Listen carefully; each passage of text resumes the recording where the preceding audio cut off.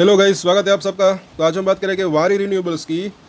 इसकी एजीएम यानी कि एनुअल जनरल मीटिंग की तारीख आ चुकी है, उसके ऊपर हम डिस्कस करेंगे। उसके वो जो है तारीख काफ़ी इंपॉर्टेंट भी रह सकती है।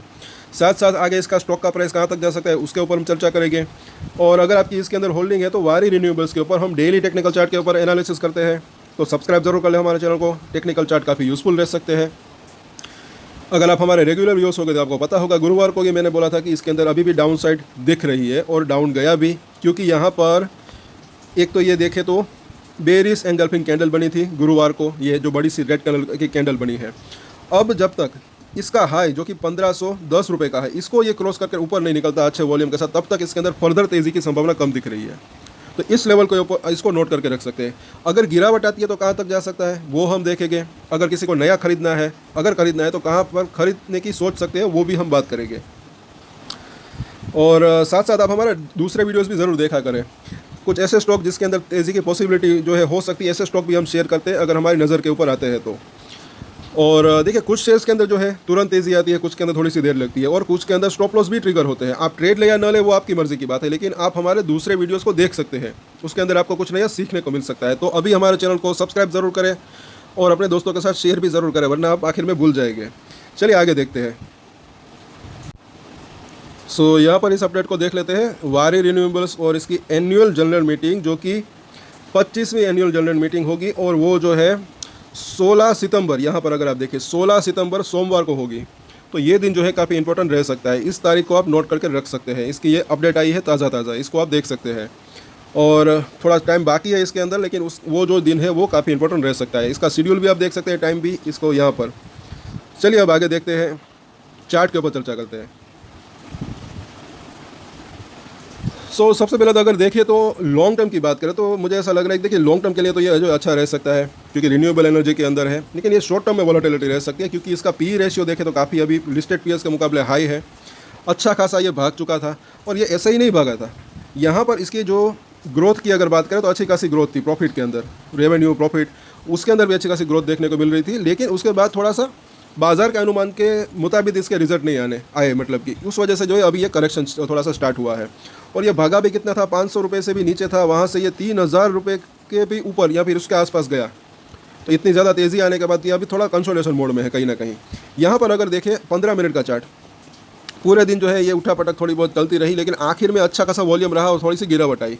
अब ये क्यों आई, इसके ऊपर हमें कुछ कमेंट्स आए थे कि अच्छा खासा वॉल्यूम क्यों देखने को मिला यहाँ पर आखिर में, वो भी गिरावट के साथ। तो यह मुझे ऐसा लग रहा है कि ये इंट्राडे प्लेयर्स ने किया होगा। हो सकता है कि यहाँ पर जिन्होंने खरीदा एक होप के चलते कि इसके अंदर थोड़ा सा तेज़ी आने की संभावना हो सकती है आखिर में, लेकिन वो नहीं आ पाई, तो उसके बाद हो सकता है उन्होंने यहाँ पर बेच दिया। ये इंट्राडे प्लेयर्स का काम होगा, ऐसा मुझे लग रहा है, क्योंकि शुक्रवार का फ्राइडे का दिन था, उसके बाद 2 दिन बाजार बंद था।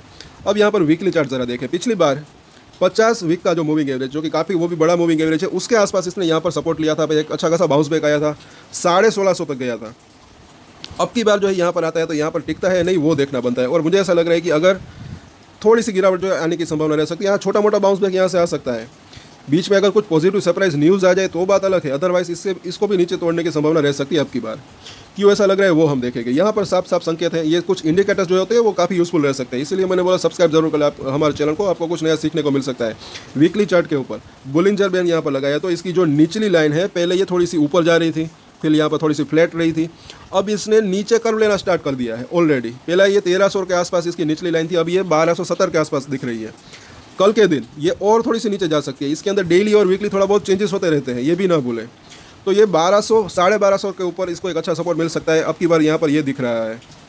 सपोर्ट और रजिस्टेंस जो होते हैं वो भी इसके अंदर चेंजेस भी होते रहते हैं दोस्तों। ये स्टॉक मार्केट है। मिडिल लाइन तो इसकी काफ़ी ऊपर है 2000 के आसपास, तो फिलहाल हम उसकी बात नहीं करेंगे। डेली चार्ट के ऊपर हम देखते हैं, यहाँ पर भी बुलिंजर बैंड लगाया है, तो यहाँ पर अभी इसका जो निचली लाइन है 1334 रुपये के आसपास है, तो वहाँ पर भी इसको सपोर्ट मिल सकता है। अगर ये लेकिन ज़्यादा गिरावट आती है तो ये भी जो है इस तरीके से नीचे कर्व लेना स्टार्ट कर सकती है, क्योंकि ये मिडिल लाइन और ऊपरी लाइन जो है वो ऑलरेडी नीचे कर्व ले रही है। अगर तेज़ी आती है, जैसे कि हमने बात की 1510, अभी ये हर्डल बना हुआ है, वहाँ पर ये जो है एक बेरिश एंगल्फिंग कैंडल का हाई है, और ये जो इसकी मिडिल लाइन है ये भी कल या परसों 1510 के आसपास पहुँच सकती है। तो ये लाइन अगर पार होती है, फिर जो इसकी ऊपरी लाइन है यहाँ तक जाने की संभावना रह सकती है, लेकिन ये भी थोड़ी थोड़ी नीचे आ रही है। तो 1510 को पार करता है, फिर इसका जो है ये 1650 तक जाने की संभावना रह सकती है, जो कि पिछली बार भी यहीं पर इसने एक रजिस्ट्रेशन फेस किया था। अब यहाँ पर देखें MACD को, हल्का सा एक बुलिश क्रॉस ओवर हुआ था, ज़्यादा नहीं, स्ट्रेंथ के अंदर तो कमी लग रही थी। अब यहाँ पर अगर 1380 मुझे ऐसा लग रहा है कि ये लेवल अगर नीचे की तरफ टूटता है तो यहाँ पर एक बेयरिश क्रॉस ओवर हो सकता है, उसके बाद थोड़ा करेक्शन और आने की संभावना रह सकती है, फिर ये 1200 1250 तक जाने की संभावना रह सकती है। बीच बीच में कहीं पर सपोर्ट भी ले सकता है छोटा मोटा। RSI को अगर देखते हैं, यहाँ पर समझने लायक बात है, अभी 35 के आसपास ऑलरेडी आ चुका है। यहाँ पर क्या हुआ था पिछले दिनों में, पहली बार यहाँ पर जब ये 30 के आसपास आया था, उसके बाद एक अच्छा खासा बाउंस बैक आया था, 1740-45 से आसपास से भागा था, 2500 रुपये के आसपास गया था जहाँ तक मुझे याद है। फिर दोबारा जब इस लेवल के आसपास आया 30 के आसपास, तब इतना बड़ा बाउंस बैक नहीं आया। उसके बाद ये 22 के आसपास RSI आया, फिर इसके अंदर बाउंस बैक आया। तो बाजार भी जो है मुझे ऐसा लग रहा है कि वो भाप लेता है, क्योंकि कुछ इन्वेस्टर मतलब कि हो सकता है कि यहाँ पर वापस से इसके 30 के आने का इंतज़ार कर रहे हो, लेकिन वो हो नहीं पाया। तब हमने बात भी की थी कि इस बार शायद ये 30 के नीचे RSI जा सकता है, और वो गया भी। हर बार मतलब कि एक ही जैसा नहीं होता, ऐसा मुझे लग रहा है यहाँ पर अब की बार, क्योंकि इसीलिए हम ये बात कर रहे हैं कि ये जो 35 के आसपास का जोन है RSI का, अगर ये 30 के आसपास से आता है, यहाँ से बाउंस बैक आता है नहीं, वो देखना बनता है। और ये 22 के आसपास RSI आया, उसके बाद सब कुछ देखना बनता है। सपोर्ट कहाँ पर लिया था दोबारा, ये आपको पता नहीं होगा, ये सपोर्ट लिया था पिछले सपोर्ट के आसपास। यहाँ पर जब इसने सपोर्ट लिया था बिल्कुल उसी लेवल के आसपास, आप देख सकते हैं यहाँ पर इसने सपोर्ट लिया था एक अच्छा खासा, उसके बाद बाउंस बैक आया था। छोटा मोटा बाउंस बैक नहीं था, ये 1300 रुपये से 1300 के आसपास से 1650 रुपये तक गया था। इसको आप अगर परसेंटेज के अंदर देखेंगे, गिनती करेंगे, तो अच्छा खासा इसके अंदर भी जो है एक बाउंस बैक आया था इसके अंदर, आप देख सकते हैं। कई लोगों को इसके अंदर फ़ायदा भी हुआ होगा, हमें कुछ कमेंट्स भी आए थे। और अभी जो है ये लेवल के आसपास, पिछली बार भी इसने कंसोलिडेशन किया था जब ये तेज़ी आ रही थी, अभी भी यहीं पर ये कंसोलिडेशन कर रहा है। तो अगर कुछ बड़ा रीज़न होता है तब 1200 1250 तक जाने की संभावना आगे चलकर रह सकती है, अदरवाइज इस लेवल के आसपास जो है कंसोलिडेशन करने की कोशिश कर सकता है। सो अब इसके सपोर्ट और रेजिस्टेंस हम देख लेते हैं। 1432 का प्राइस है।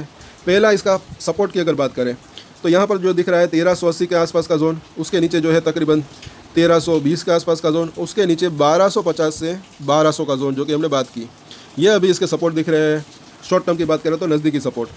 रजिस्ट्रेशन की बात करें तो पहला रजिस्ट्रेशन तो डेफिनेटली एकदम से नज़दीकी रजिस्ट्रेशन अगर देखें तो वो जो दिख रहा है 1470 रुपये के आसपास का, उसके ऊपर जो है 1510 से लेकर 1520 जो कि इसका हाई था पिछली बार का यहाँ पर। उसके बाद अगर ये लेवल पार होता है फिर जो है ये 1600 से 1650 तक जाने की इसकी संभावना रह सकती है। बस ये 1650 को अगर क्रॉस कर दे उसके बाद 1800 से 2000 तक जा सकता है। लेकिन ये कब हो सकता है, अगर मुझे ऐसा लग रहा है कि कुछ अगर पॉजिटिव सरप्राइज न्यूज़ आ जाए, कुछ बड़ा ऑर्डर्स मिल जाए, तो जो है इसकी संभावना रह सकती है। अदरवाइज अभी मुझे ऐसा लग रहा है कि थोड़ी सी नीचे जाने की या फिर कंसोलिडेशन होने की संभावना हो सकती है। लेकिन डेली हम अगर इसके ऊपर नज़र रखते हैं तो सपोर्ट और रजिस्टेंस जो है उसके ऊपर उसका एक आइडिया हमें मिल सकता है। और ये सपोर्ट और रजिस्टेंस जो होते हैं उसके अंदर भी थोड़ा बहुत चेंजेस होता रहता है, इसीलिए मैंने बोला कि डेली हम अगर नज़र रखते हैं तो वो अच्छा रह सकता है कहीं ना कहीं। बाकी लॉन्ग टर्म की बात करें तो एक अच्छी तेज़ी की संभावना रह सकती है, लेकिन यहाँ ये शॉर्ट टर्म में वॉलेटिलिटी रह सकती है। और कल अगर बाउंस बैक भी आता है जैसे कि हमने बात की तो इस रजिस्टेंस के ऊपर नज़र रख सकते हैं, गिरावट आती है तो सपोर्ट के ऊपर नज़र रख सकते हैं। और 1200 1250 जो है वो एक अच्छा सपोर्ट बन सकता है। उससे भी पहले कुछ सपोर्ट की हमने बात की 1320 1380, वहाँ पर भी छोटा मोटा सपोर्ट ये ले सकता है, ऐसा लग रहा है। सो कल इसके ऊपर हम वापस से चर्चा करेंगे। तब तक के लिए अगर आपको ये वीडियो अच्छा लगा तो लाइक शेयर एंड सब्सक्राइब जरूर करें हमारे चैनल को। हमारे दूसरे वीडियोज़ भी आप देख सकते हैं। सो आज के वीडियो में इतना ही। और एक स्टैंडर्ड डिस्क्लेमर जो कि मैं हमेशा देता हूँ, आप कोई भी ट्रेड ले उससे पहले अपनी रिसर्च करें, अपने फाइनेंशियल एडवाइजर की सलाह ले, उसके बाद ही कोई डिसीजन ले। और डिसीजन ले तो उसकी जिम्मेदारी मेच्योरिटी के साथ खुद ही ले। ये वीडियो मैंने एजुकेशन पर्पस के लिए बनाया, मेरी तरफ से कोई भी बाय या सेल की रिकमेंडेशन नहीं है। Thank you.